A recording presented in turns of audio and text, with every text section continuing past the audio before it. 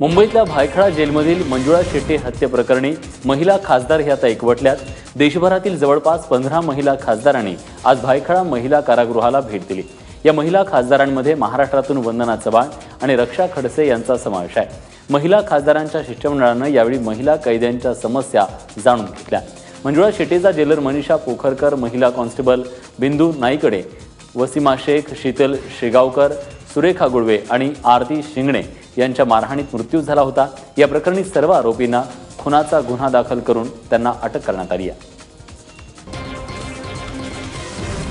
पुण्यात एका IT इंजिनियरनं आत्महत्या केली आहे। 3 दिवसांपूर्वी आंध्र प्रदेशहून आलेल्या या इंजिनियरनं आत्महत्या केल्यानं एकच खळबळ उडाली आहे।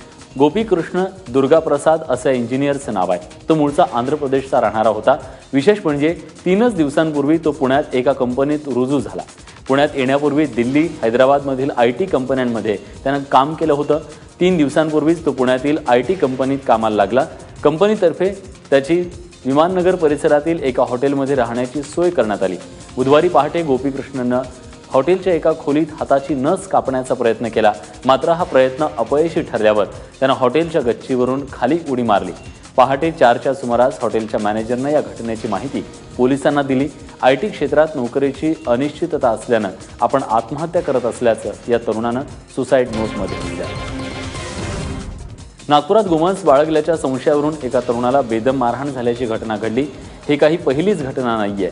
केवळ महाराष्ट्रातच नाही तर देशभरात अशा घटना वारंवार पाहायला मिळत आहेत। याचा निषेध करण्यासाठी म्हणून आज सोलापुरात अमन मार्च काढण्यात आला। यापुढे तरी किमान सरकारनं अशा प्रवृत्तींना तथाकथित गोरक्षकांना आवरावं या मागणीसाठी सोलापुरात अमन मोर्चा काढला। सर्व समाजातील सर्व घटकांनी एकत्र येऊन सामाजिक समता आणि बंधुता प्रस्थापित करण्यासाठी पायी मार्च काढला।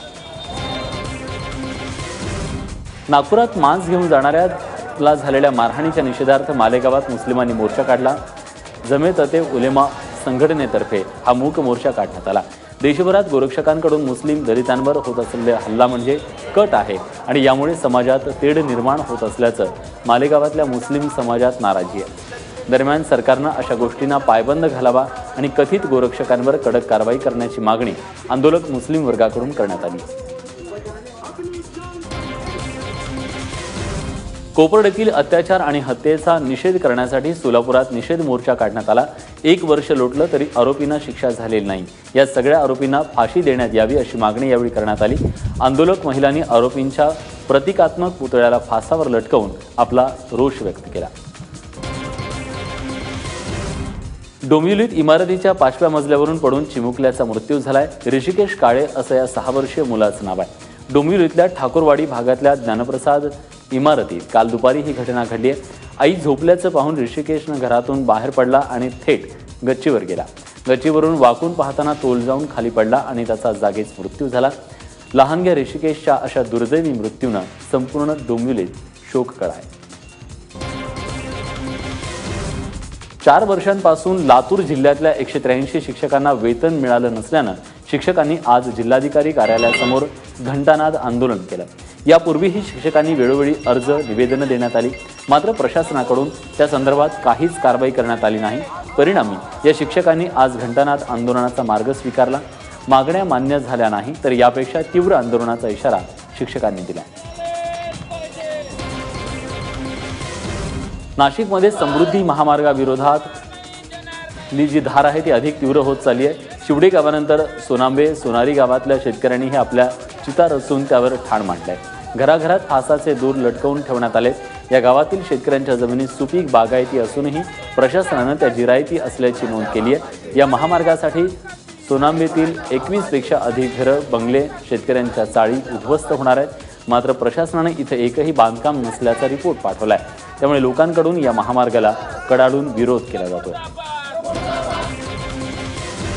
ठाण्याच्या पारसिक बोगद्याच्या धोकादायक झोपड्यांमुळे मध्य रेल्वेच्या जलद मार्गाला धोका निर्माण झाला होता। त्यामुळे ही धोकादायक झोपडपट्टी हटवण्याची मागणी गेली अनेक वर्ष होती आहे। त्यावर आता महापालिकेने कारवाई सुरू केली आहे। तिथल्या सर्व रहिवाशांच्या स्थलांतराचा प्रश्न निर्माण झाला होता, मात्र त्यांना रेंटल स्कीममध्ये घरं दिल्यानंतर आता तिथली जागा मोकळी करण्याचं काम सुरू आहे। चंद्रपुरातील जमनदट्टी परिसरात एका नवविवाहित दाम्पत्याला देशी कट्ट्याचा धाक दाखवून लुबाडण्यात आलंय। जमनजट्टी या परिसरात शहाबाबा यांचा प्रसिद्ध दर्गा आहे। या ठिकाणी भर दुपारी शिवापूर वार्ड परिसरात राहणारे गजेंद्र करकाडे हे आपली पत्नी, भाऊ आणि मेहुणी सोबत दर्शनाला गेले। हा परिसर काहीसा निर्जन आणि शहरापासून लांब असल्यानं या परिसरात लोकांची विशेष वर्दळ नसते। याचाच फायदा घेत दुर्गा परिसरात असलेल्या एका व्यक्तीने त्यांना देशी कट्ट्याचा धाक दाखवत दागिने आणि रोख रक्कम मिळून 50,000चा ऐवज हिसकावून घेतला। मुख्य म्हणजे हे दाम्पत्य या परिसरात फिरत असताना काही फोटो काढत होते आणि त्या फोटोंमध्ये हा आरोपी कॅमेऱ्यात कैद झालाय। पोलीस या छायाचित्राच्या आधारे आरोपींचा शोध घेत आहेत।